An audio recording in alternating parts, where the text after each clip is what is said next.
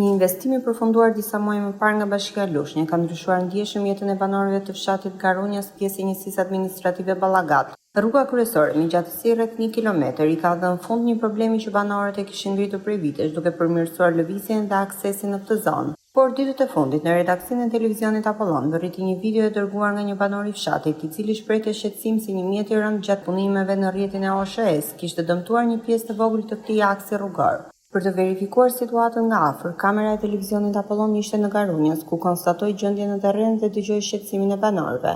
Sipas tyre, problematika ishte bërë e ditur edhe pranë drejtuesës së njësisë administrative Ballagat. Në një komunikim telefonik për televizionin Apollon, drejtuesja e njësisë Angela Laboti konfirmoi se është në dieni të situatës dhe bëri të ditur se pjesa e dëmtuar do të riparohet së shpejti. Ajo siguroi banorët se institucionet kanë verifikuar gjendjen dhe nuk ka vend për shqetësim. Ndërkohë nga pamjet e siguruara në terren, rezultoi se dëmtimi është i kufizuar dhe nuk cënon funksionalitetin e rrugës, e cila përgjatë gjithë gjatësisë së saj paraqitet në gjendje të mirë. Banorët falenderuan televizionin Apollon për shqetësimin e tyre, si edhe drejtuesin e njësisë administrative Ballagat për reagimin dhe gatishmërinë për zgjidhjen e këtij problemi, duke vlerësuar rëndësinë e ruajtjes së investimeve publike në shërbim të komunitetit.